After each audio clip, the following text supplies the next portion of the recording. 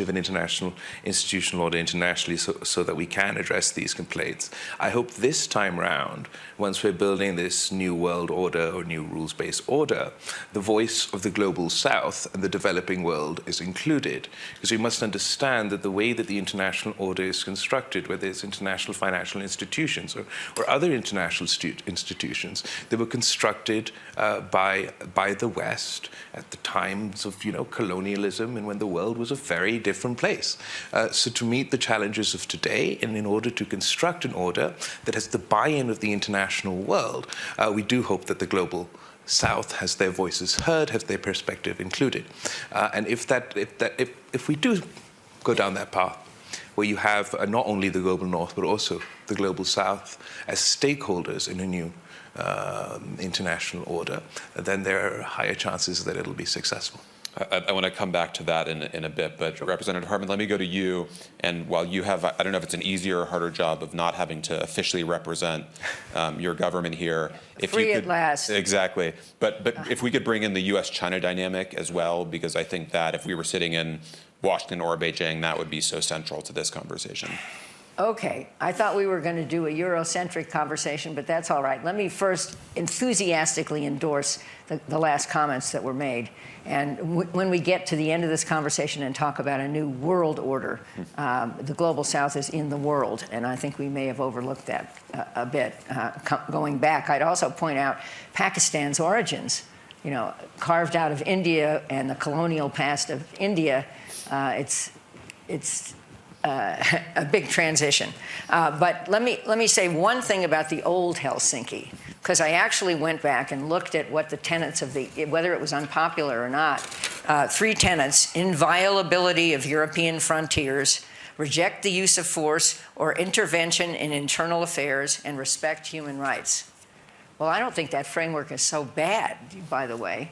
And it actually was sort of kind of observed for a while. I just want to make one point, and then I will answer your question, Daniel. In 2014, I was on the Maidan observing what had happened, but also as part of an observer delegation for the upcoming election, the one Petro Poroshenko won. And that observer delegation was chaired by the late, great Madeleine Albright. It was part of the National Democratic Institute program of observing delegations, which I have done over many, many years, including before, during, and after my congressional career. But at any rate, there we were, and I was heading the Wilson Center at the time, and one of our scholars was a man named Wolfgang Ischinger. You probably all know who he is. He was the German ambassador to the U.S. for a time. He's, until recently, until 10 minutes ago, the CEO of the Munich Security Conference, which is an extraordinary event held a month from now every year.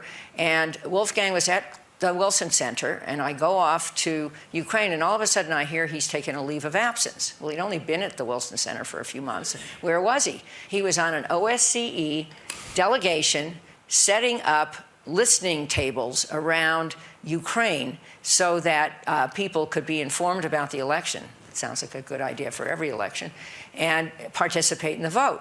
Well, we all remember, or it's still true, I guess, the OSCE is a consensus organization. Russia's a member of the organization. He was in Ukraine at the invitation of the OSCE. Russia, at that point already, was destabilizing some of the towns in the Donbass. But the election was conducted. It was a fair and free election, and imperfect as it was, that was in the recent past. So I just put that out there to contemplate. Yes, the world is different, and yes, Russia has violated every single tenet of the Helsinki Accords. But when we come back to this, I just want to put out there that maybe there's no way to go back, but if we go forward, those tenets still seem pretty good to me. On U.S.-China, I think we're going to talk a lot about Ukraine, but I think China is watching carefully, very carefully, what happens in Ukraine. And I think it is plausible, everyone discusses this, that China will model what action it takes on Taiwan based on what it thinks the rest of the world was ready to do, did do, will do in Ukraine. And I personally think that the stronger we are in Ukraine, the less likely it is that China will move into Taiwan, and I would put a few more things on the table now for future discussion. One is that China's economy ain't great. Two is that the COVID policy has failed in China. Three is that China even announced that there is a negative birth rate now. And by the way, India's population will exceed China's in this decade. And so I think China has a lot of homework to do to keep their country going, and starting another unprovoked illegal war doesn't make a lot of sense to me. Let me stick with you for one more backward-looking question. You mentioned those tenets; they seem pretty acceptable, pretty hard to argue with. When we look back at the history of the post-Cold War, what did we get wrong? How did that framework become questioned or controversial? What were the mistakes? Well, I actually wrote a book last year about this called Insanity Defense: Why Our Failure to address hard national security problems makes us less safe. And my theory is that we got it right in 1945, given what the world was like, and we also were magnanimous to those we defeated. Segue to the end of the Cold War, and the West's behavior in the Cold War, I think, was very impressive. The Cold War ends, and in my view, an act of hubris, we decide, or the U.S. decides, we won, everyone else lost, everyone wants to be us. And we ignored the rise of three huge factors in the 90s. One was the rise of China, which did not want to be us, had a very separate economic view, and we missed the rise of China. Two was the rise of terrorism, a whole bunch of folks who wanted to basically take us out. And three was the rise of Russian grievance, which has a longer history, but more specifically, the things that Putin's talking about, you could argue started when Russia was treated, whatever the word is, magnanimously after the Cold War ended. And so I think that we are paying in spades for three huge mistakes. I want to go back to you, Minister Zardari, to talk a bit about Ukraine. It has understandably been a huge part of conversations here this week. You know the narrative about both the causes of the war, the fault in the war, and the consequences of the war in Europe and the United States. You have a somewhat different view on it. Tell us what the war looks like from where you sit. Look, I think as far as support for international law, for the United Nations, for UN Security Council resolutions, I think I have a very similar view to everybody sitting on the stage. As far as the human tragedy, the humanitarian crisis, the loss of life, I think we all share exactly the same view. As far as the economic consequences, or the knock-on ripple effects of this colossal tragedy has had not only in Europe, but not only in the West, but all over the world. Gas prices have gone up in America, but they've also gone up in Pakistan. We've had food security, energy insecurity issues. I think the perspective that we come to, particularly from the South perspective, is that we don't see the Ukraine conflict as the first and only time that international law and the United Nations Security Council resolutions have been violated. We find it ironic that the UN applies in Ukraine but not in Iraq. We find it sad that the United Nations Security Council resolutions that mean so much to all of Europe and all of the West right now mean nothing more than the paper that they're written on when it comes to the case of Kashmir. So I think that from that aspect, our perspectives are different. As a country that just we were part of the last forever war, our hope, our prayer is that this does not turn into the next forever war. So perhaps more so than those who were directly involved in this conflict, we hope that it is resolved sooner rather than later. We'd like to see a proactive approach from both sides to also pursue diplomacy in the pursuit of peace, while absolutely having to respond to the military elements of this conflict, I believe that diplomacy is the key thing that is missing. And what I would say to my Ukrainian friends would be that, NATO was in my neighborhood too. And we thought that they would be there till the last terrorist, and until that war was concluded, and ultimately that conflict was resolved around a negotiating table. I feel we wasted much time because back in 2002, the Afghan Taliban were willing to surrender and negotiate, but we did not take that opportunity seriously and ended up having to do the same thing in 2022. I hope that eventually the space is created for some sort of dialogue and diplomatic engagement in order to resolve the conflict. Mr. Fayoum, I'd like you to respond to that, but also to give your sense of what's at stake in Ukraine as you see it. I can say that I, in a way, very much agree that there is a lot of hypocrisy around the globe, what basically the minister from Pakistan was saying between the lines.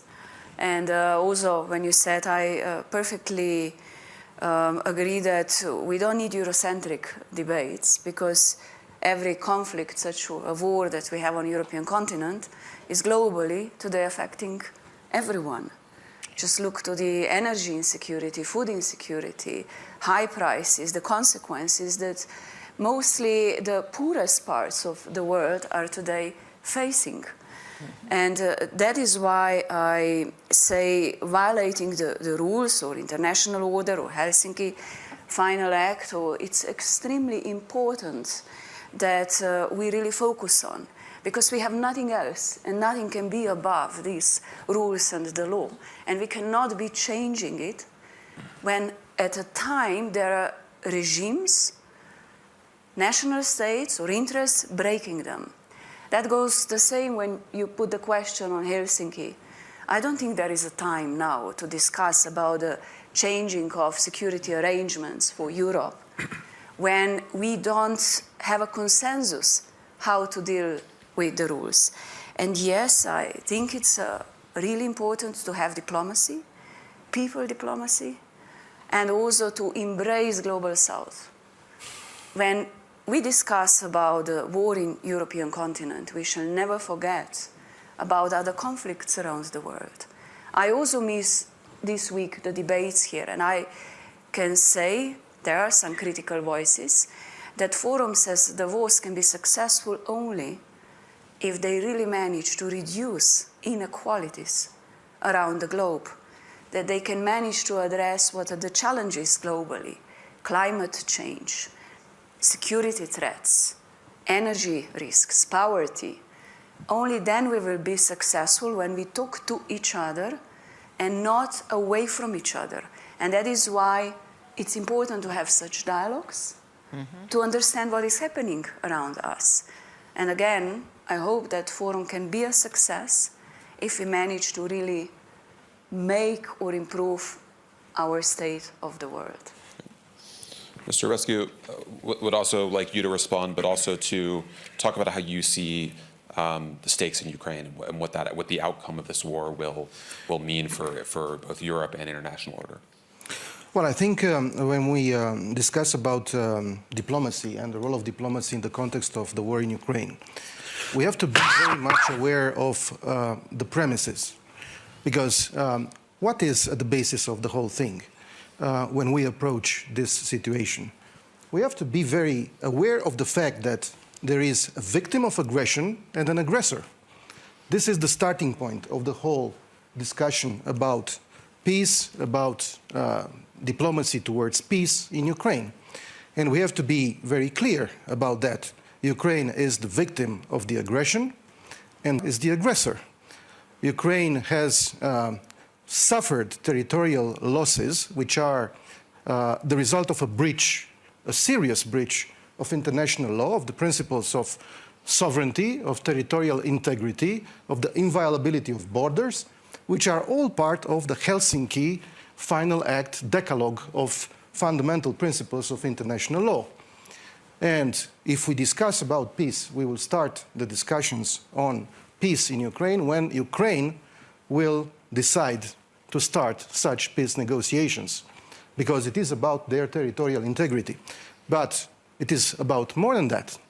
It is about the parameters of the Euro-Atlantic security architecture, which were challenged by Russia. It is about the democratic values which are at the basis, at the very core of our community of values and security, the Euro-Atlantic community, which has, of course, a lot of implications and effects on the global south. And, of course, it is about the democratic values. So this is what it is at stake. So we are not just talking about two parties which are on the same footing, and they have to negotiate some peace in a sort of a neutral, isolated environment. It is connected to all these issues, and all these issues have an impact on all of us, on the international community as a whole. So I think that we can no longer afford any kind of variation of strategic ambiguity when we talk about the war in Ukraine, when we talk about the diplomacy efforts towards peace, and of course when we talk about the security architecture and the principles which are at the basis of the Helsinki Final Act. And these principles are still valid. And they are valid not only for the Euro-Atlantic community, but they are also valid for the global south and for the whole world. Let's not forget the fact that the 1975 Helsinki Final Act fundamental principles of international law, in fact, we are replicating the fundamental principles of international law which were included in a General Assembly resolution 2625 of 1970, which was called the Resolution for the Principles of International Law concerning the friendly relations and cooperation among states. That resolution included 7 principles. The Helsinki Final Act added 3 more. 2 of them, inviolability of borders and territorial integrity, were in fact resulting from the sovereignty, equal sovereignty principle. And then there it was added the respect for fundamental rights and human freedoms. So the whole architecture, which was built in 1975 in Helsinki, is still valid today. And it is valid not just for the Euro-Atlantic community, it's valid for the whole world. And the stake here now is to defend this architecture, because this means defending the core values on which our community is based on. It's not about building another architecture. It is about defending this architecture and perhaps creating more effective mechanisms in order to sanction those who are breaching in a serious manner, in an irresponsible manner, this set of parameters. I think this is where we are. And again, speaking about values, we cannot afford strategic ambiguity. I want to turn in a moment to the forward-looking, constructive side of this, but Mr. Zardari, I'd also like you to respond to that interpretation. I have Is there anything you take issue with? just simple questions. There are 2 ways to achieve your objective. Say your objective is every inch of territory back in the hands of the Ukrainian people. It's some sort of NATO Article 5. Is it not even worth trying to achieve those same objectives through dialogue? Surely you can achieve those objectives through war and through conflict, but you could try to achieve them around the negotiating table. What's the worst that could happen? You'd fail and go back to war. But if you do manage to reach a consensus that covers all your concerns, but addresses some of the anxieties that the opposing sides might have, surely that's worth trying. From a perspective of a country that honestly just went through 20 years of conflict, who personally, I was on the side of this isn't over until we defeat every single last extremist or terrorist, and then the way I saw those events ultimately unfold, I would always advise, and this is constructive, friendly advice from somebody who's on your side, that while I understand the seriousness, the gravity, the challenge to Europe, I mean, I studied in the British system. I mean, we were all grew up learning about World War II and all the aftermath and how much that must mean for everybody within Europe. I fail to understand why we can't simultaneously have some serious, responsible international players also trying to pursue a diplomatic resolution to a conflict. Minister Fayon. Yeah, I just wish to continue on that point because I fully agree it's surely worth trying to establish and continuously trying to establish conditions to start negotiations for peace. There is no doubt, and I perfectly agree that there shall be diplomatic channels open, because at the end of the day, you will have to have both sides at the negotiation table. You cannot make a peace arrangement without Russia at the table. But first you have to have conditions, so that means you have to stop the fights. And currently it doesn't look that there are conditions. But I mean, for Slovenia, we have in our constitution, we really would always argue for peace and a dialogue for peace. Now, at the end of the day, every peace agreement is basically done at the negotiation table. Just the question is how long does it take and how many victims and how big is the damage.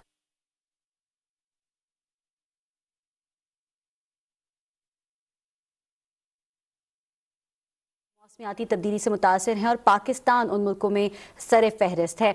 उन्होंने ये भी कहा कि पाकिस्तान को food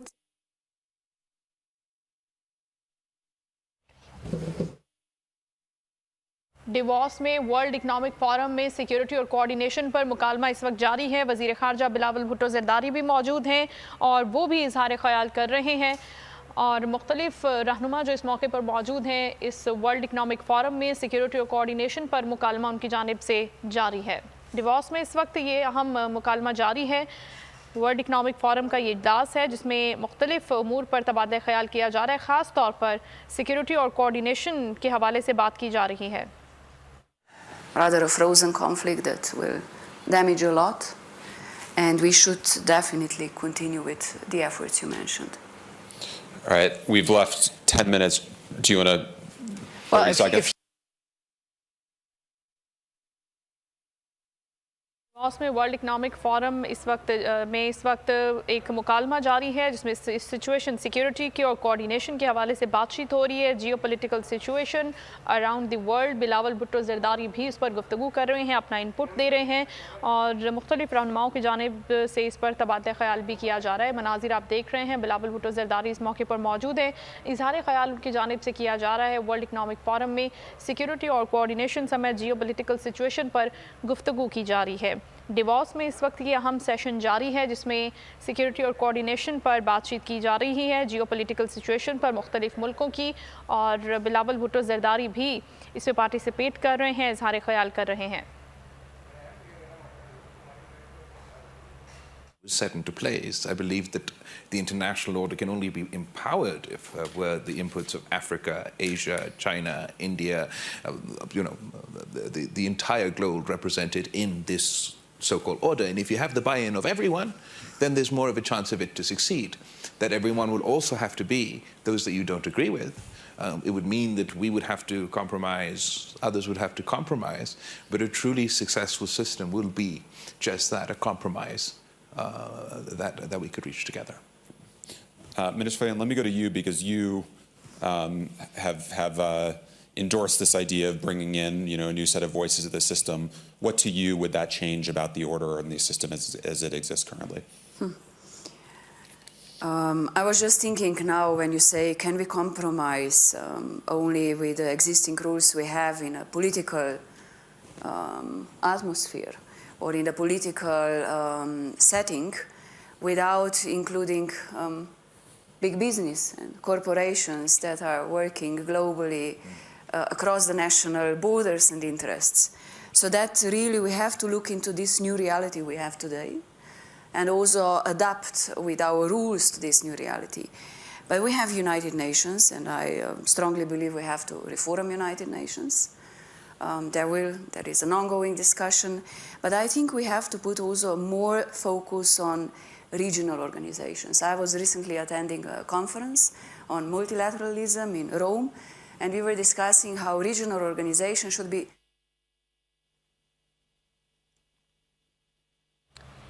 Foreign Minister Bilawal Bhutto Zardari.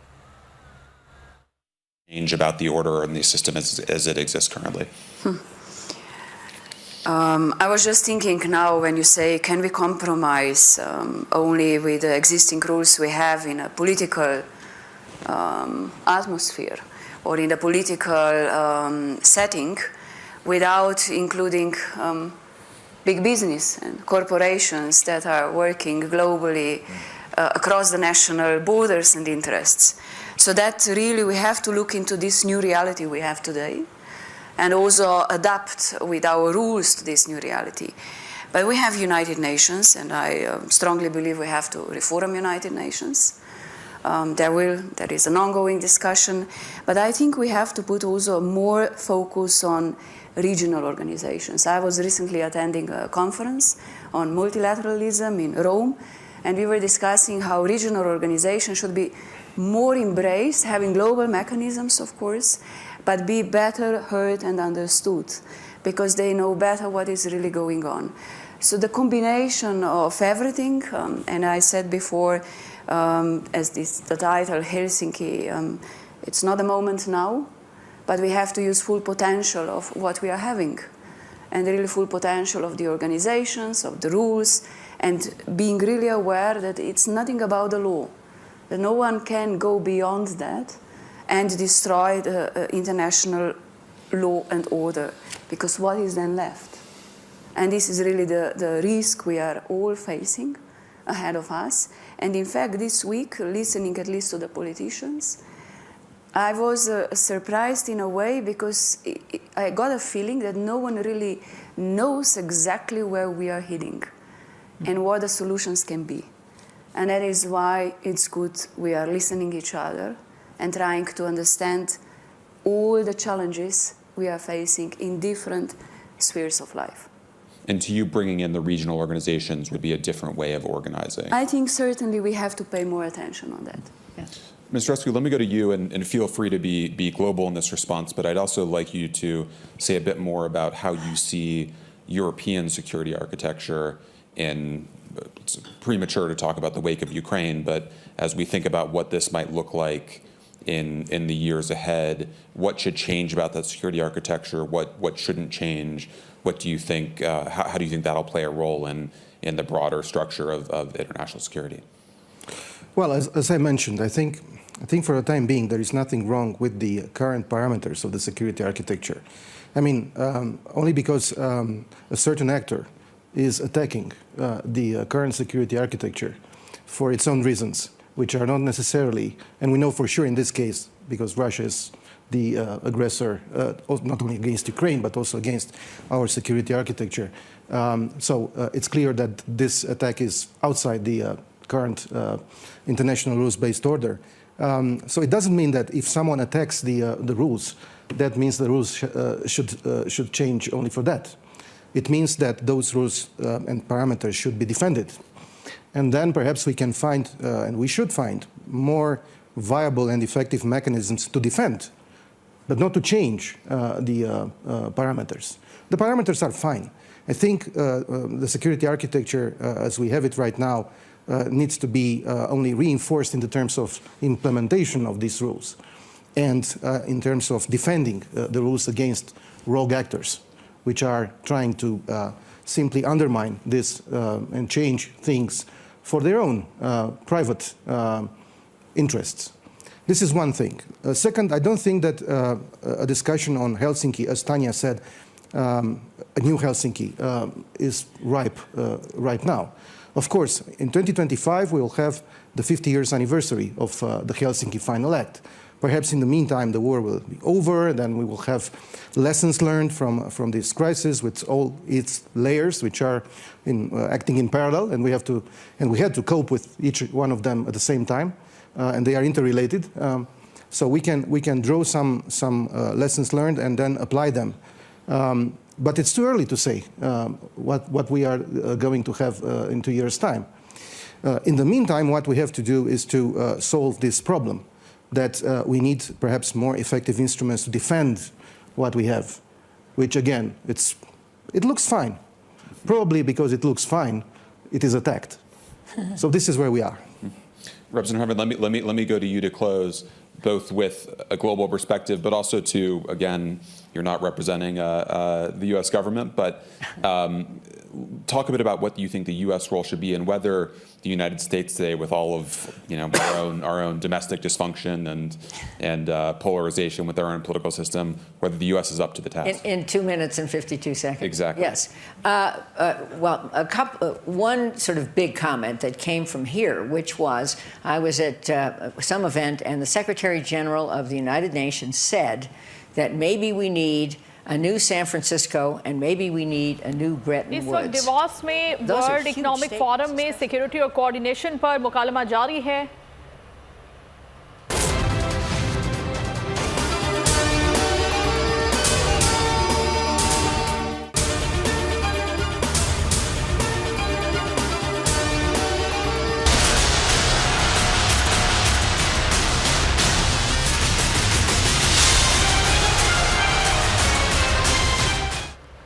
विफाक में सियासी गर्मा गर्मी, कप्तान का असेंबली में वापसी का ऐलान, हुकूमत